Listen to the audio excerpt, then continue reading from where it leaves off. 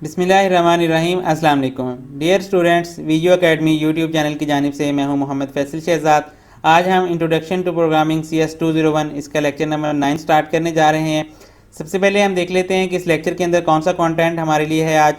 जी, सबसे पहले हमें इंट्रोडक्शन और फिर उसके बाद फंक्शंस हैं, structure of a function, declaration and definition of a function, और उसके बाद 3 सैम्पल प्रोग्राम्स हैं।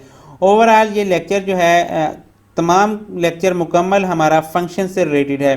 हमने इसी को देखना है, उसकी डेफिनेशन, उसका स्ट्रक्चर, उसका सिंटैक्स, देन उसके अकॉर्डिंगली हमने कुछ सैम्पल प्रोग्राम्स करने हैं।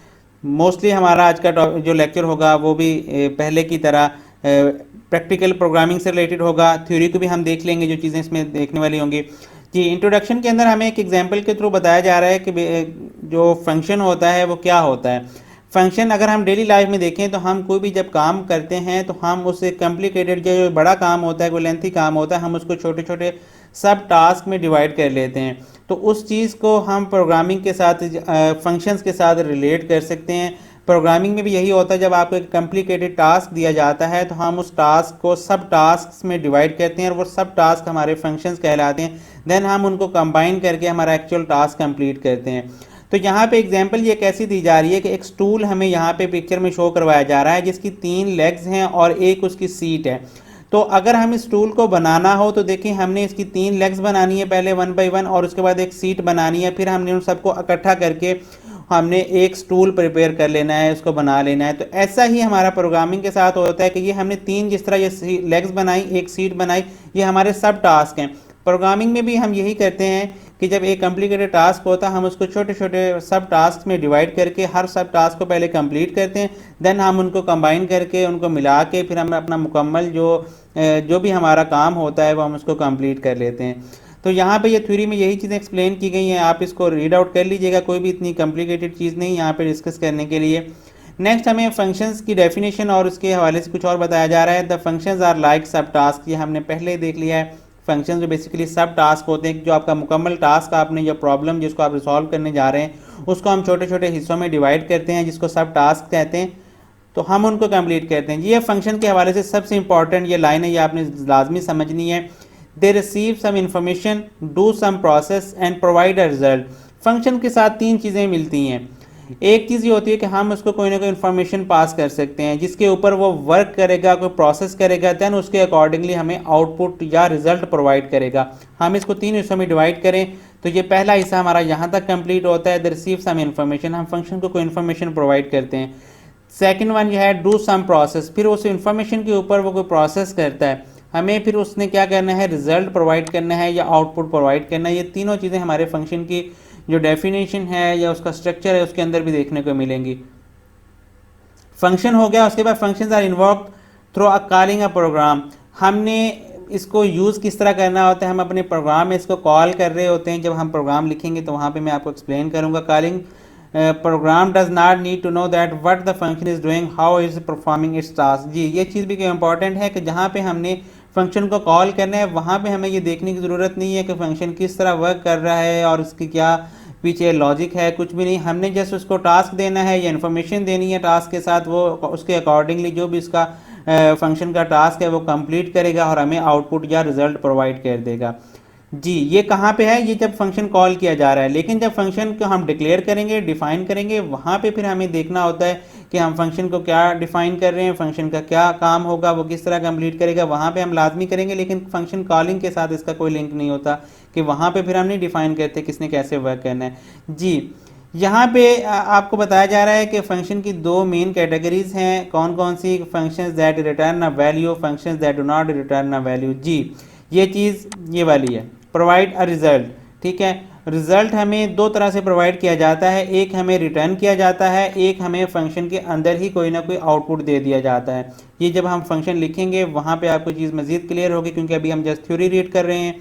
तो पहली चीज़ है कि फंक्शन रिटर्न करता है वैल्यू। ये किस बेस पे? फंक्शन ने जो भी प्रोसेस करना है उसके पास प्रोसेस के बाद कुछ रिजल्ट आएगा, कुछ आउटपुट आएगा, वो हम वैल्यू उसको एज ए रिटर्न ले लेते हैं कि जो भी आपने आउटपुट निकाला है वो हमें रिटर्न करो।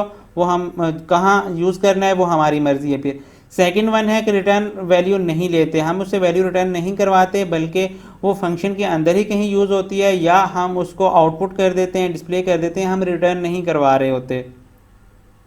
ये है फंक्शन का स्ट्रक्चर, सिंटैक्स भी हम इसको कह सकते हैं। सबसे पहले फंक्शन की रिटर्न टाइप आएगी, सेकंड वन फंक्शन का नेम आएगा, यहाँ पे आर्गुमेंट लिस्ट आएगी, और ये डिक्लेरेशन एंड डेफिनेशन या उसकी जो स्टेटमेंट्स हैं वो यहाँ पे आएंगी। मैंने इस चीज़ को यहाँ पे भी लिखा हुआ है, यहाँ पे रिटर्न वैल्यू टाइप या ओनली रिटर्न टाइप भी हम इसको कहते हैं। नेक्स्ट वन है फंक्शन का नेम, यहाँ पे आर्गुमेंट लिस्ट आएगी, यहाँ पे डिक्लेरेशन एंड स्टेटमेंट्स या हम इसको डेफिनेशन भी कहते हैं फंक्शन की। जी रिटर्न टाइप क्या है ये मैं आपको यहाँ से बताता हूँ। रिटर्न टाइप हम इसी चीज़ से रिलेट करेंगे, ये जो रिटर्न वैल्यू या हम प्रोवाइड रिजल्ट की बात कर रहे थे। फंक्शन आपका जब भी वर्क करता है, यहाँ पे जो भी हमने उसको प्रोसेस लिखना है, उसकी डेफिनेशन लिखनी है कि फंक्शन ये काम करेगा, उसके अकॉर्डिंगली जो भी उसने आउटपुट देना है वो हम रिटर्न करवा सकते हैं फंक्शन से। लाइक हम उसको दो नंबर प्रोवाइड करते हैं कि इन दो नंबर्स का सम दिया, आप कैलकुलेट करो, वो कैलकुलेट करने के बाद हम उसे कहते हैं कि जो भी इसका आंसर आए वो हमें रिटर्न कर दो। तो यहाँ पे रिटर्न टाइप का क्या लिंक है? रिटर्न टाइप का लिंक ये है कि जिस टाइप की वैल्यू हम फंक्शन से रिटर्न करवा रहे हैं वो डाटा टाइप यहाँ पे लिखी जाएगी। डाटा टाइप्स आप पहले पढ़ चुके हैं, integer, float, double, character, string, वो कोई भी हो सकती है। जिस टाइप की वैल्यू आपने उसे रिटर्न करवानी फंक्शन से वो डाटा टाइप यहाँ मेंशन होगी। यहाँ पे फंक्शन का नेम आएगा, फंक्शन के नेम के वही रूल्स हैं जो हमने वेरिएबल्स के रूल पढ़े थे कि हम उसको अल्फ़ाबेट से या अंडरस्कोर से स्टार्ट कर सकते हैं, सेल्फ डिस्क्रिप्टिव होना चाहिए, उसको जो भी नेम दें वैसा नेम हो जो कि उसी पर्पज़ के लिए, जिस पर्पज़ के लिए फंक्शन बनाया जा रहा है सेम उसी तरह का दें। फंक्शन के यहाँ पे हम देते हैं आर्गुमेंट लिस्ट। आर्गुमेंट लिस्ट ये है, ये they receive some information. Function को हम कोई इन्फॉर्मेशन पास करते हैं जिसके ऊपर उसने वर्क करना होता है, कोई प्रोसेस करना होता है, वो हम थ्रू आर्गुमेंट या इसको पैरामीटर्स भी कहते हैं। थ्रू आर्गुमेंट हम इसको वो इन्फॉर्मेशन पास कर रहे होते हैं, ठीक है। वो कोई भी इन्फॉर्मेशन हो सकती है और ये लाजमी नहीं होता। ये दो चीज़ें जो हैं हमारी ये चेंज हो सकती हैं। यहाँ पे ऐसा भी हो सकता है जिस तरह भी हमने यहाँ पे पढ़ा है कि फंक्शन कुछ भी रिटर्न ना करे या वो रिटर्न करे, ठीक है। सेम ये चीज़ यहाँ पे भी इम्प्लीमेंट होती है कि आपकी आर्गुमेंट लिस्ट हो भी सकती है, नहीं भी हो सकती है। आप फंक्शन को इन्फॉर्मेशन देते भी हैं और ऐसा भी होता है कि आप उसको इन्फॉर्मेशन नहीं प्रोवाइड कर रहे। जी ये फंक्शन का स्ट्रक्चर हो गया। अब रिटर्न टाइप की हमने बात कर ली, उसके बाद फंक्शन नेम की बात कर ली, आर्गुमेंट लिस्ट की बात कर ली, या आप रीड आउट कर लीजिएगा। इसमें कुछ भी इतना इंपॉर्टेंट नहीं है, जितना मैंने आपको एक्सप्लेन कर दिया काफ़ी है। और आर्गुमेंट लिस्ट मैंने बता दिया था कि फंक्शन को हम जब कोई भी वैल्यू, कोई भी डाटा प्रोवाइड करते हैं या इन्फॉर्मेशन प्रोवाइड करते हैं जिसके ऊपर उसने वर्क करना होता है वो आर्गुमेंट के थ्रू कर रहे होते हैं।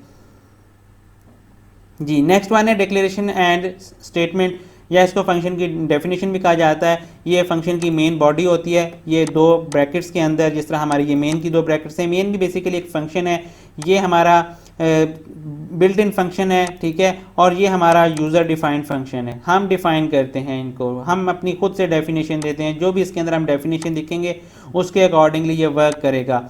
जी ये लिखा है, this is the body of a function, it consist of declaration and statement, the task of the function is perform in the body of the function. जी जो भी फंक्शन है टास्क परफॉर्म करना है वो हम यहाँ पे लिख रहे होंगे।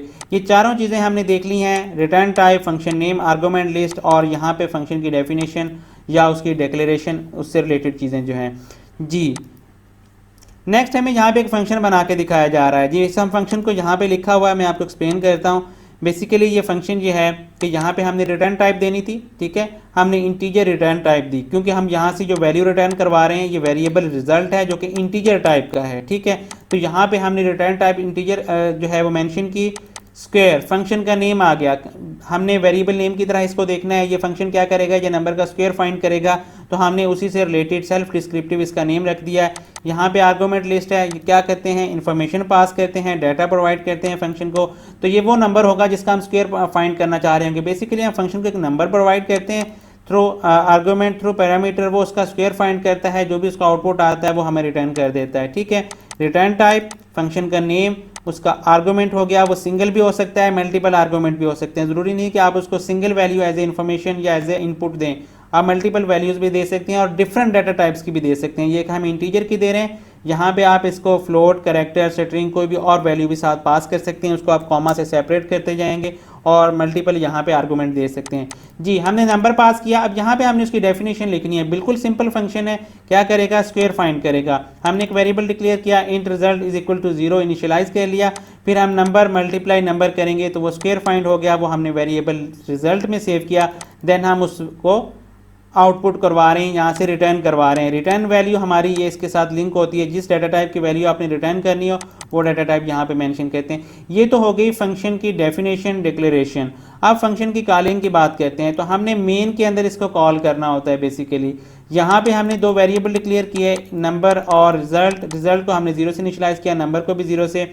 हमने जिस नंबर का स्क्वायर फाइंड करना है, कैलकुलेट करना है, उसके लिए हम यूजर से इनपुट ले रहे हैं, please enter number two calculate the square. हमने इस वेरिएबल में इनपुट करवाया, फिर हमने इस फंक्शन को कॉल करना है। फंक्शन कॉल किस तरह किया जाता है, फंक्शन का नेम लिखा जाता है। यहाँ पे देखें हम उसकी रिटर्न टाइप भी, नेम भी, आर्गुमेंट भी और डेफिनेशन सारा कुछ होता है। यहाँ पे आपने देखा है फंक्शन का नेम लिखा जाएगा और जो पैरामीटर या आर्गुमेंट हम यहाँ पे मेंशन कर रहे होते हैं उसके अकॉर्डिंगली हमने यहाँ से उसको पैरामीटर या आर्गुमेंट पास करना होता है। हमने इंटीजर टाइप का यहाँ पे मेंशन किया है कि पैरामीटर दिया जाएगा या इसकी इन्फॉर्मेशन दी जाएगी, वो हमने इंटीजर टाइप की यहाँ पे वैल्यू देनी है। अगर मैं यहाँ पे इसको फ्लोट या डबल डिक्लेयर करके यहाँ से वैल्यू दूंगा तो ये सिंटैक्स एरर हो जाएगा हमारा जी। यहाँ पे हमने फंक्शन को कॉल किया। अब लेफ्ट साइड पे ये वेरिएबल क्यों लिखा हुआ है, क्योंकि इस फंक्शन ने एक वैल्यू रिटर्न करनी है, क्योंकि हमने इसको रिटर्न टाइप भी मेंशन की हुई है और ये एक वैल्यू रिटर्न करवा रहे हैं रिजल्ट।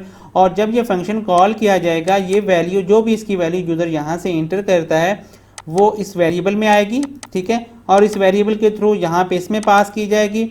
और ये ज़रूरी नहीं है कि इनका नेम सेम हो। मैं यहाँ से चलो थोड़ा चेंज करता हूँ ताकि आपको कन्फ्यूज़न ना हो। मैं इसका नेम सिर्फ n रख देता हूँ, ठीक है। तो ये इसका नेम पैरामीटर का डिफरेंट हो सकता है, यहाँ पे जो पैरामीटर आप पास कर रहे हैं वो डिफरेंट हो सकता है। तो जो वैल्यू नंबर की होगी वो इस वेरिएबल में कॉपी होगी और देन फर्दर इस फंक्शन के अंदर यूज़ की जाएगी। और इसी तरह रिजल्ट जो हमारा वेरिएबल है वो रिटर्न हो रहा है, तो जब फंक्शन कॉल होगा वो आउटपुट वैल्यू इस वेरिएबल में यहाँ से सेव हो जाएगी, ठीक है। अब हमारे पास रिजल्ट इस वेरिएबल में सेव हो गया, हम इसको आउटपुट करवा देते हैं। Square of a number is, जो भी रिजल्ट में वैल्यू होगी हम इसको रन करके देखते हैं, इसका आउटपुट चेक करते हैं। मैं यहाँ पे नंबर इंटर कर देता हूँ 8 जी। The square of 8 is 64। Basically हमने एक फंक्शन बनाना सीखा है, ये एक्चुअल यूज़ नहीं है फंक्शन का। हमने फंक्शन का यूज़ जब पढ़ा है हमने देखा है कि हम फंक्शन वहाँ पे यूज़ करेंगे जहाँ पे हमारा प्रॉब्लम लेंथी हो, कॉम्प्लिकेटेड हो, देन हम उसको सब टास्क में डिवाइड कर रहे होते हैं जी। यहाँ पे जो हमारा नेक्स्ट टॉपिक है वो कॉलिंग मैकेनिज्म है कि हम फंक्शन को कॉल किस तरह करेंगे। उसके हवाले से मैंने पहले बता दिया है। The calling program just needs to write the function name and provide its argument, ठीक है, विदाउट डाटा टाइप। यहाँ पे हम साथ डाटा टाइप नहीं मेंशन करेंगे, जैसे कि यहाँ पे फंक्शन जब डिक्लेयर किया है तो डाटा टाइप मेंशन हो रही है, और या जहाँ पे जब हम फंक्शन का आर्गूमेंट दे रहे हैं तो वहाँ पे भी उसको डाटा टाइप मेंशन की जा रही है। तो यहाँ पे हम ऐसा कुछ नहीं करेंगे, जस्ट वेरिएबल पास करेंगे या वैल्यू पास करेंगे जिसको हमने एज ए आर्गूमेंट देना हो, और यहाँ पे जस्ट फंक्शन का नेम आएगा।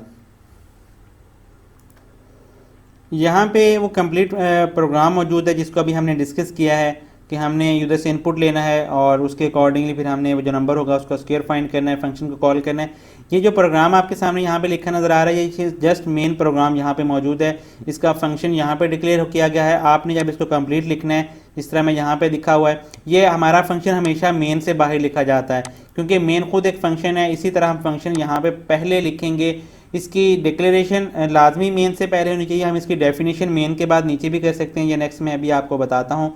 यहाँ पे हमने कंप्लीट, आप इसको कंप्लीट यहाँ पे भी लिख सकते हैं। इसकी डिक्लेरेशन और डेफिनेशन दोनों आप मेन से पहले भी कर सकते हैं, और इसकी जो डिक्लेरेशन है वो लाजमी पहले होनी चाहिए जी। तो next declaration definition of function, इसको मैं टोटली आपको प्रैक्टिकल करके एक्सप्लेन कर देता हूँ। यहाँ पे यही चीज़ बताई जा रही है कि डिक्लेरेशन किस तरह करेंगे और इसकी डेफिनेशन किस तरह करेंगे अगर हम इन दोनों को अलग अलग करते हैं। यहाँ पे जो मैंने आपको अभी करके दिखाया है ये हम दोनों कुछ इकट्ठा कर रहे हैं, ये डिक्लेरेशन भी है और ये नीचे उसकी डेफिनेशन भी मौजूद है। अगर मैं इसी को कन्वर्ट करूँ कि हम इसकी डिक्लेरेशन और डेफिनेशन अलग करना चाहते हैं तो मैं यहाँ से इसको कॉपी करूँगा, और कॉपी करने के बाद यहाँ पे नीचे ये कंप्लीट इसी तरह नीचे डेफिनेशन के वक्त ये मुकम्मल इसी तरह लिखा जाएगा। डिक्लेरेशन के वक्त हम इसकी डेफिनेशन हटा देंगे, यहाँ पे हम इसकी जस्ट डाटा टाइप मेंशन करेंगे आर्गुमेंट की। डाटा टाइप के साथ हम उसका आर्गुमेंट का वेरिएबल जो है वो हम डिक्लेयर नहीं करेंगे, और एंड पे सेमीकोलन। ये फंक्शन की डिक्लेरेशन है।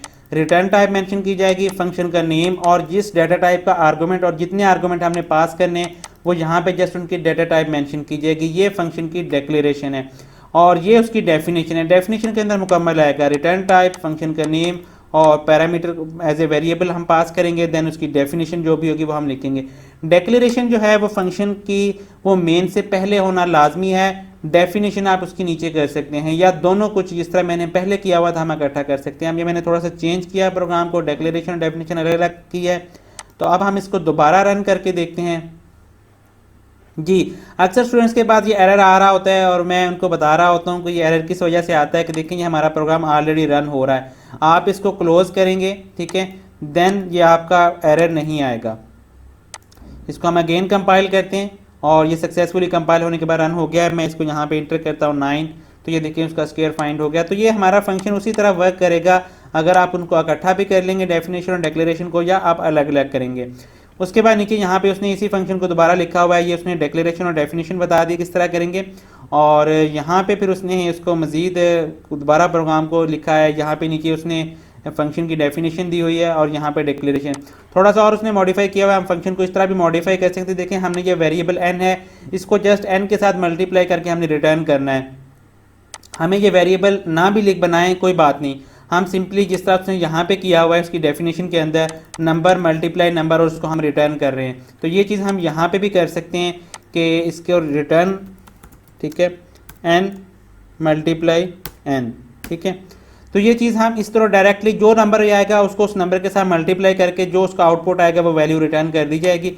हम इसको यहाँ पे दोबारा कंपाइल रन करके इसका आउटपुट देख लेते हैं। 5 इंटर किया, उसका स्क्वायर 25 आ रहा है। ये तो बेसिक हमारा कोड है। हम इसको जिस लॉजिक के साथ भी जो भी डेफिनेशन देना चाहें वो हमारी मर्जी होती है, इसका फंक्शन के साथ कोई ताल्लुक नहीं है।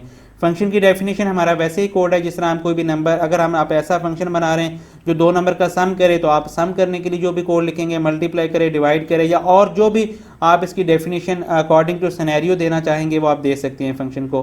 फंक्शन की रिटर्न टाइप, फंक्शन का नेम और उसकी आर्गूमेंट, देन यहाँ पे डेफिनेशन। जी, ये फंक्शन की कॉलिंग के हवाले से डिफरेंट उसने एग्जांपल्स दिए हैं कि हम इस तरह भी फंक्शन को कॉल कर सकते हैं। देखें, यहाँ पे मैं आपको एक्सप्लेन कर देता हूँ। फंक्शन जब आपको कुछ रिटर्न कर रहा हो वैल्यू, तो वो वैल्यू एज ए वैल्यू ही कंसिडर होती है। जिस तरह अब ये फंक्शन है स्क्वायर, अब 5 उसका एज ए पैरामीटर पास किया जा रहा है, तो 5 क्या करेगा, ये फंक्शन को पास होगा, वहाँ से इसका स्क्वायर फाइंड होगा 25 और वो रिटर्न होगी वैल्यू। तो यहाँ पे बेसिकली हमें 25 गेट हो जाएगा और वो 25 10 के अंदर हम ऐड भी कर सकते हैं। ज़रूरी नहीं है कि हम डायरेक्टली वेरिएबल को असाइन करें या उसको डिस्प्ले करें। तो आप यहाँ पे 25 + 10 35, ये इसका आंसर 35 यहाँ पे आ जाएगा। इसी तरह आप जो उसको पैरामीटर पास कर रहे हैं वो ज़रूरी नहीं कि वेरिएबल हो, ठीक है।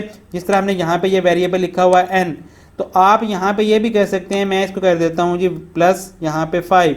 अब जो भी वैल्यू यूज़र इंटर करेगा, लाइक मैंने यहाँ पे 7 इंटर किया है, 7 + 5 12, तो ये 12 एज ए पैरामीटर पास होगा और स्क्वायर किसका फाइंड होगा, 12 का। तो अभी मैं आपको करके दिखाता हूँ। यहाँ पे मैंने चले 6 इंटर कर दिया, 6 × 5 11, तो ये 11 का स्क्वायर फाइंड होगा। यहाँ पे द स्क्वायर ऑफ 6 इज 121। अब 6 यहाँ पे क्यों आ रहा है, क्योंकि हम यहाँ पे जो वैल्यू डिस्प्ले करवा रहे हैं वो सिर्फ नंबर करवा रहे हैं। हम इसके साथ ऐड कर देते हैं यहाँ पे 5, ठीक है।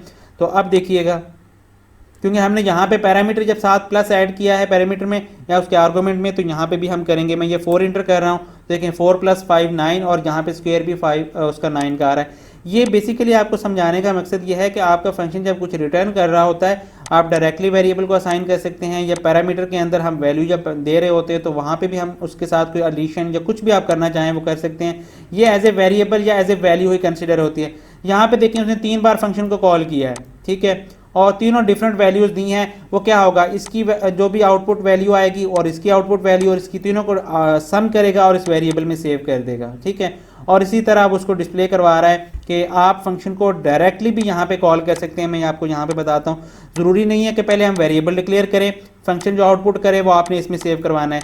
चले मैं इसको रिमूव करता हूँ यहाँ से, जो हमने कोड एक्स्ट्रा लिखा था, ठीक है।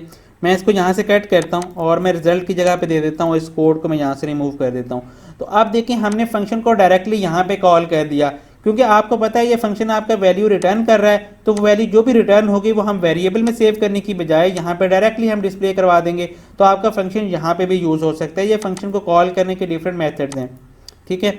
तो यहाँ पे रन हो रहा है, अब देखिए मैं यहाँ पे 8 इंटर कर रहा हूँ, तो देखें स्क्वायर ऑफ 8 इज 64, ठीक है। तो ये आप जब प्रैक्टिस करेंगे तो आपको तब चीज़ें समझ आएंगी इजीली, मुश्किल नहीं है, थोड़ा सा कंसेप्चुअल है, लेकिन आप इसको प्रैक्टिस करेंगे तो इंशाल्लाह आपको क्लियर हो जाएगा। जी, नेक्स्ट सैम्पल प्रोग्राम्स आ गए, हम उनको देखते हैं। पहला प्रोग्राम है हमारा, calculate the integer power of some number, मतलब कोई नंबर भी देंगे आप और उसकी जिस नंबर तक पावर फाइंड करनी वो भी आप देंगे, दोनों वेरिएबल्स हैं और उस नंबर तक उसकी पावर जो है वो फाइंड हो जाएगी। ये कोड हमने यहाँ पे लिखा हुआ है, इसको हम देख लेते हैं। हमने इसके लिए एक फंक्शन बनाया है और डबल उसकी रिटर्न टाइप है, क्योंकि हमने जो कंसिडर की है डाटा टाइप जो हमने देनी है उसको, वो डबल टाइप की हो सकती है। आप चाहें तो उसको इंटीजर में कन्वर्ट कर लें, कोई इशू नहीं है। ये अकॉर्डिंग टू मैंने आपके हैंडआउट्स इसको डबल डाटा टाइप में बनाया गया था, तो उसी को फॉलो करके मैंने कंप्लीट किया है। ये फंक्शन का नेम आ गया रेज टू पावर, जिस नंबर तक आपने पावर फाइंड करनी है। सेल्फ डिस्क्रिप्टिव नेम रखने की वजह से हमने ये दिया है। हमने यहाँ पे देखें 2 पैरामीटर पास किए हैं या 2 आर्गूमेंट हमने पास किए हैं। पहला कौन सा है जी, डबल टाइप का, दूसरा इंटीजर टाइप का। देखें पावर जो है वो हमेशा इंटीजर होगी, फ्रैक्शन में हम यहाँ पे नहीं ले रहे इस सिनेरियो के अंदर, वो ज़्यादा कॉम्प्लिकेट हो जाएगी अगर आप फ्रैक्शन में पावर लेके जाएंगे। तो यहाँ पे पावर के लिए हमने इंटीजर डाटा टाइप यूज़ किया है और वो जो नंबर जिसकी पावर फाइंड करना चाह रहे हैं वो डबल टाइप की। तो 2 हमने यहाँ पे वेरिएबल एज ए इनपुट या एज ए पैरामीटर या हम जो इसको इन्फॉर्मेशन पास कर रहे हैं वो लिए। उसके बाद हमने एक वेरिएबल डिक्लेयर किया है रिजल्ट का डबल टाइप का, फिर हमने एक वेरिएबल लिया है आई इंट और फिर हमने रिजल्ट के लिए उसको इनिशियलाइज़ किया है 1.0 से और ये हमने लूप लगाया है। और क्योंकि आपको पता है जब हम नंबर की पावर फाइंड करनी हो तो हमें उसे बार बार मल्टीप्लाई करना पड़ता है। लाइक हमने 5 की पावर फाइंड करनी है 4 टाइम, 5 मल्टीप्लाई 5 देन मल्टीप्लाई 5, तो हमने 4 टाइम उसको मल्टीप्लाई किया है, तो उसके लिए फिर हमें लूप लगाना पड़ेगा। तो यहाँ पे हम उसको लूप को 1 से इनिशियलाइज कर रहे हैं, जिस नंबर तक पावर फाइंड करनी है उससे लेस और इक्वल तक, ठीक है, और 1 को इंक्रीमेंट कर रहे हैं। लूप हम ऑलरेडी पढ़ चुके हैं।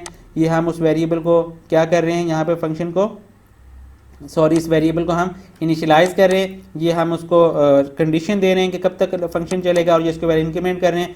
और ये हमने कंबाइन असाइनमेंट ऑपरेटर भी पढ़ा था और यहाँ पे लिखा हुआ है same as result is equal to result multiply x, ठीक है। रिजल्ट के अंदर रिजल्ट की वैल्यू जो भी होगी उसके साथ एक्स के साथ मल्टीप्लाई करके आउटपुट दोबारा रिजल्ट में सेव किया जाएगा जी। तो यहाँ पे हमने जो भी value as a parameter pass की जाएगी, दोनों, ये वो नंबर होगा, ये उसकी पावर होगी जहां तक फाइंड करनी है, उसको लेके हमने मल्टीपल टाइम उसको यहाँ पे मल्टीप्लाई करना है और जो फिर हमारा आंसर होगा उसको हमने रिटर्न करवा देना है। वो डबल टाइप का होगा। ये ब्रैकेट ज़रूरी नहीं है, अगर आप चाहें तो उसको रिमूव भी कर दें, ये कंपल्सरी नहीं है।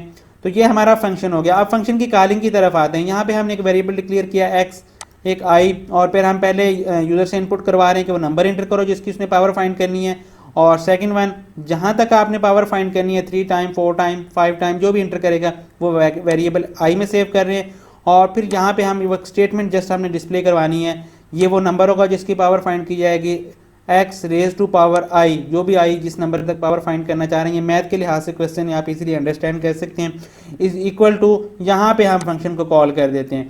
ये पहली वैल्यू हमारा नंबर है जिसकी हमने पावर फाइंड करनी है। ये पहला आर्गूमेंट पहले आर्गूमेंट के साथ मैच करेगा यहाँ पे, ठीक है। और ये सेकंड आर्गूमेंट के साथ मैच करके इसमें वैल्यू कॉपी करेगा। ये हमारी वो पावर है और ये हमारा वो वेरिएबल है जिसकी पावर फाइंड करने चाह रहे हैं। तो ये फंक्शन कॉल होगा, जो भी इसका आउटपुट आएगा वैल्यू रिटर्न करेगा और यहाँ पे डिस्प्ले हो जाएगी। हम इसको यहाँ पे रन करके देखते हैं जी। ये मैं इंटर कर रहा हूँ 5 और इसकी मैं पावर फाइंड करने जा रहा हूँ जी 4 टाइम। तो देखें 5 की 4 टाइम पावर अगर ली जाए 5 रेज टू पावर 4 तो ये आ जाता है 625। अब देखें हम यहाँ पे जो प्रोग्रामिंग कर रहे हैं इसके अंदर हम फंक्शन जो बना रहे हैं ये बिल्कुल सिंपल हैं, बेसिक्स हैं। फंक्शन इससे बहुत आगे आपका इसका यूज़ बढ़ जाता है। अभी देखें हम एक बार फंक्शन को कॉल कर रहे हैं, हम यहाँ पे चाहें तो 10 बार 10 डिफरेंट हम वैल्यूज़ इनपुट दें, 10 डिफरेंट टाइप्स के हम पैरामीटर पास करें तो आपका फंक्शन आपको उसका आउटपुट रिटर्न करेगा। हमने ये जो कोड लिखा है ये रीयूज़ होगा, हमें बार बार इस तरह का कोड लिखने की ज़रूरत नहीं है। हम इस कोड को रीयूज़ भी कर रहे हैं। ये मैंने आपको बताता हूँ, हमने स्टार्ट में फर्स्ट लेक्चर के अंदर पढ़ा था कोड का रीयूज़। ये वही कोड का रीयूज़ यहाँ पे हम फंक्शंस के थ्रू कर रहे होते हैं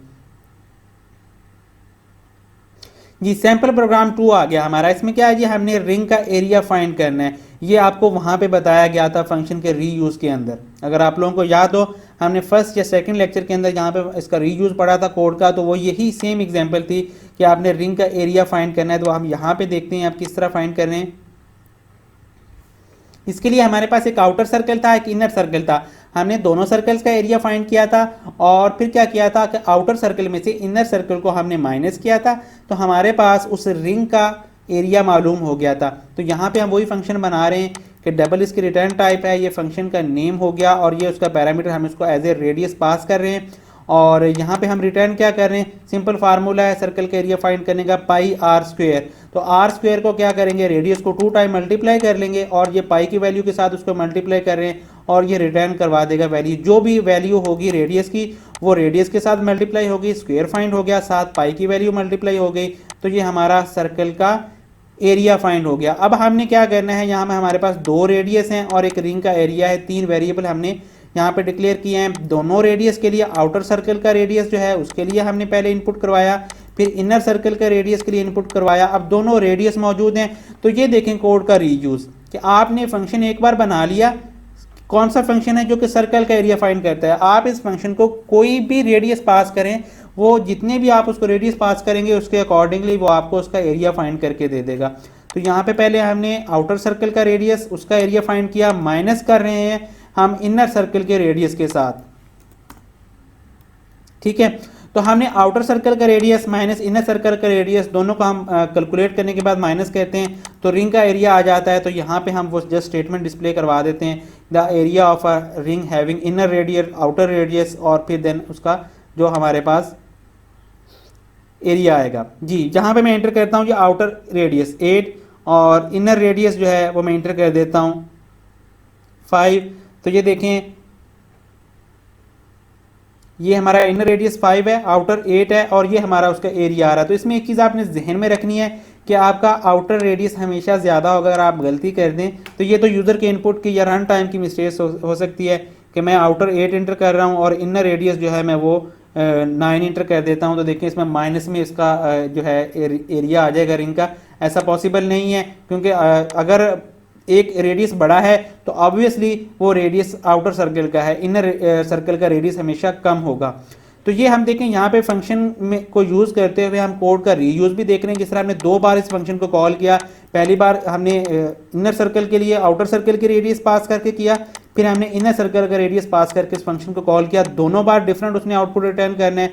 जो भी वैल्यू पास करेंगे हम उसको वैल्यू देंगे, वो उसके अकॉर्डिंगली हमें कोड के अकॉर्डिंग हमें आउटपुट रिटर्न कर देगा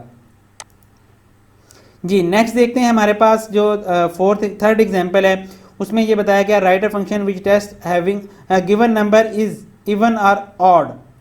आपने सॉरी ऑड नहीं है, मेरे ख्याल सिर्फ इवन है, इवन है या नहीं है, आपने ऑड की तरफ नहीं जाना। इसको हम कंप्लीट देख लेते हैं जी। हम जस्ट ये डिस्प्ले करवा रहे हैं जी, यहाँ पे बल्कि दिया हुआ है स्टेटमेंट के अंदर कि ऑड है या इवन है। तो हमने फंक्शन ऐसा बनाना है प्रोग्राम जो कि आपको बताया कि आपका गिवन नंबर जो है वो इवन है या ऑड है। आप जब उसको नंबर पास करेंगे एज ए पैरामीटर, तो यहाँ पे हम देख लेते हैं, ये मैंने फंक्शन लिखा हुआ है, पहले यहाँ पे जस्ट उसकी डिक्लेरेशन कर दी है, रिटर्न टाइप फंक्शन के नेम इज इवन, और ये उसकी डाटा टाइप किसकी है, पैरामीटर की या आर्गूमेंट की। डेफिनेशन इसकी नीचे मौजूद है, यहाँ पे डेफिनेशन के अंदर सब कुछ मौजूद होगा, रिटर्न टाइप भी, फंक्शन का नेम भी और ये उसके पैरामीटर भी। अब हम क्या कर रहे हैं, इवन के लिए ये जो यहाँ पे कोड लिखा हुआ है ये थोड़ा सा डिफरेंट है। अगर हम इसको सिंपल करें, पहले वाले कोड की तरफ आ जाएं जो हमने प्रीवियस भी एक तो टॉपिक्स के अंदर कवर किया था, तो हम क्या करेंगे, उस नंबर को 2 के साथ डिवाइड करके उसका रिमाइंडर लेंगे। अगर वो इक्वल टू 0 आ जाता है तो वो क्या है, वो नंबर इवन है। तो यहाँ पे बेसिकली वो ये कर रहा है कि उस नंबर को 2 से डिवाइड करता है, दोबारा 2 से मल्टीप्लाई करता है। अगर वो नंबर दोबारा हासिल हो जाता है सेम, तो वो नंबर भी इवन होता है, क्योंकि ये उसी सूरत में होगा अगर वो उसको पूरा पूरा डिवाइड कर रहा होगा। तो इसको आप खुद समझिएगा, मैथ का सिंपल सा एक टास्क है। तो मैं इसको चलें इसी के साथ कंटिन्यू करता हूँ, या मैं इसको अल्टरनेटिव भी यहाँ पे आपको बता देता हूँ। नंबर और मॉडुलस 2 जो हम पहले मेथड यूज़ करते हैं इवन नंबर फाइंड करने के लिए, इक्वल टू 0। अगर ये 0 के इक्वल है तो हम रिटर्न 1 करेंगे, अगर ये 0 के इक्वल नहीं आता तो रिटर्न 0 कर रहे हैं। ये 1 और 0 बेसिकली हम क्यों कर रहे हैं, ये हमने यहाँ पे कंडीशन लगाई है कि 1 अगर उसका रिटर्न होगा तो वो 1 हमेशा एज ए ट्रू लिया जाता है और 0 एज ए, अगर हम इसको बुलियन डाटा टाइप में देखा जाए तो वहाँ पे या इंटीजर के अंदर भी यही सेम कंसीडर होता है, 1 ट्रू होता है, 0 फॉल्स होता है। तो यहाँ पे डायरेक्टली उसने पास कर दिया है कि इफ़ के अंदर इस कंडीशन को कि वो फंक्शन जब कॉल किया जाएगा अगर वो 1 रिटर्न कर देगा तो कंडीशन ट्रू कंसीडर होगी, अगर वो 0 रिटर्न करेगा तो कंडीशन क्या होगी, फॉल्स रिटर्न होगी। ट्रू के ऊपर वो इसको इवन कह रहा है और 0 या फॉल्स के ऊपर वो इसको ऑड नंबर कह रहा है। तो यहाँ पे हमने जस्ट क्या किया हुआ है कि इनपुट करवाया, वो नंबर जो भी नंबर होगा उसको हम यहाँ पे एज ए कंडीशन दे रहे हैं। मैं इसको थोड़ा सा चलिए मॉडिफाई कर देता हूँ। ठीक है, और इक्वल कर देते हैं। हम फंक्शन को यहाँ पे कॉल कर लेते हैं थोड़ा मॉडिफाई करके। ठीक है, अब अगर हमने फंक्शन को यहाँ पे कॉल किया, जो नंबर भी इसको पास किया जाएगा as a parameter, as a argument, उसको चेक करेगा, 2 के साथ डिवाइड करके रिमाइंडर 0 आ जाता है, 1 रिटर्न करेगा। अगर रिमाइंडर 0 आएगा, रिमाइंडर 0 नहीं आएगा तो 0 रिटर्न करेगा, मतलब कि ऑड नंबर। तो यहाँ पे हमने इसको वैल्यू इसमें सेव की। अब इसकी वैल्यू हम यहाँ पे दे देते हैं। ठीक है, तो अब ये वैल्यू जो है ये 0 होगी या 1 होगी, क्योंकि यहाँ से या 1 रिटर्न हो रहा है या 0। तो 1 क्या होता है, 1 ट्रू होता है, 0 फॉल्स होता है। अगर 1 आएगा तो ये ट्रू कंसिडर हो जाएगा, अगर ये 0 आएगा तो फॉल्स कंसिडर होगा, और उसके अकॉर्डिंगली क्या होगा कि हमारी ये स्टेटमेंट डिस्प्ले हो जाएंगी। जी, यही प्रोग्राम उसने यहाँ पे हैंडआउट्स में दिया हुआ है, जिसके अकॉर्डिंगली हमने इसको डिस्कस कर लिया है, देख लिया। अब समरी के अंदर वही जो आपका जितना भी हमने आज का लेक्चर कवर किया है उसको उसने यहाँ पे दोबारा समरी दी गई है। और एक्सरसाइज के लिए उसने यहाँ पे 2 क्वेश्चंस दिए हुए हैं, कोशिश करें कि आप इनको कंप्लीट करें। सबसे पहले है कि मॉडिफाई करना है आपने पहले इसे रेज टू पावर का जो फंक्शन था, it can handle negative power of x and negative power of x 0 and positive power of x. यहाँ पे हमने देखा था ये जो हमारा जी ये वाला नेगेटिव नंबर की पावर भी आप फाइंड कर सकें, इस हवाले से आपने इसको मॉडिफाई करना है। आप इस टास्क को यहाँ पे देख लें, खुद आपने इसको समझना है वो क्या कहना चाह रहा है और कैसे आप इसको कंप्लीट करेंगे। सेकंड वन जो है कि आपने रिंग का एरिया जो फंक्शन था ये वाला है सर्कल एरिया, और ये फंक्शन हमने यहाँ पे बनाया हुआ है। तो वो कह रहा है कि आपने एरर चेकिंग इसमें मैकेनिज्म लगाना, और एरर चेकिंग के हवाले से मैं आपको हिंट दे चुका हूँ पहले कि अगर आप आउटर सर्कल और इनर सर्कल के रेडियस गलत एंटर कर दें, इनर का रेडियस ज़्यादा और आउटर का कम एंटर कर दें, तो वो आप चेक करके यूज़र को बता सकें, ना कि आप उसका जिस तरह मैंने यहाँ अगर ये फंक्शन प्रोग्राम देखा जाए तो ये नेगेटिव वैल्यू रिटर्न कर देगा। और ऐसा पॉसिबल नहीं है कि आप जिसको आउटर सर्कल कह रहे हैं कि उसका रेडियस कम हो और इनर का ज़्यादा हो। तो आपने इन चीज़ों को जहन में रखते हुए इसको कंप्लीट करना है। उसके बाद टिप्स हैं प्रोग्राम के हवाले से, वो कह रहा है कि वो use function for breaking complex problem into smaller pieces. बिल्कुल ठीक है, हमने यही डिस्कस किया है, which is top down structured approach. जी, हम टॉप डाउन स्ट्रक्चर इसको अप्रोच कहते हैं, टॉप डाउन प्रोग्रामिंग भी कहते हैं इसमें। Each function should be a small module self contained it should solve a well defined problem. बिल्कुल, हम जो भी एक चीज़ जहन में रखनी है कि हम जो फंक्शंस को ब्रेक करेंगे सब टास्क के अंदर, एक सब टास्क हमें कुछ ना कुछ परफॉर्म करके दे रहा हो। ये नहीं कि हमने वैसे ही प्रोग्राम को छोटे छोटे हिस्सों में डिवाइड कर देना है। हर टास्क जो सब टास्क होगा हम फंक्शन उसको कहेंगे जो एक स्पेसिफिक सब टास्क परफॉर्म कर रहा हो, उससे हमें कुछ वैल्यू रिटर्न हो रही है, वो किसी प्रॉब्लम को सॉल्व कर रहा हो। जिस तरह अगर अभी हम यहाँ पे देखें तो ये सर्कल का एरिया फाइंड करके दे रहा है, ये एक प्रॉब्लम कंप्लीट हमारा यहाँ पे एक सब टास्क कंप्लीट हो रहा है। अगर इसी तरह यहाँ पे देखें तो ये एक नंबर की पावर फाइंड करके हमें आउटपुट दिया जा रहा है। सब टास्क आपका कुछ ना कुछ रिटर्न कर रहा होता है, वो कंप्लीट एक टास्क होता है, लेकिन आपके एक्चुअल जो कम्प्लेक्स टास्क होता है उसके लिहाज से वो एक सब टास्क कहलाता है। Variable name and function name should be self explanatory, ये हम बार बार पहले से देख चुके हैं। ऑलवेज कमेंट द कोड, ये भी हम पहले डिस्कस कर चुके हैं। ये स्टूडेंट्स आज का लेक्चर हम यहाँ पे एंड करते हैं। अगर किसी भी हवाले से आपको कोई कन्फ्यूजन होती है तो आप उसके लिए यहाँ के कमेंट बॉक्स में लाजमी मेंशन कीजिएगा, और मैं फंक्शन से रिलेटेड मेरी 1-2 और वीडियोस भी मौजूद हैं, वो इस वीडियो की डिस्क्रिप्शन के अंदर मैं ऐड करूँगा, आप उनको भी लाजमी सुनिएगा, उसके अकॉर्डिंगली फिर बताइएगा अगर आपको अच्छी लगी हैं। थैंक यू, अल्लाह हाफिज़।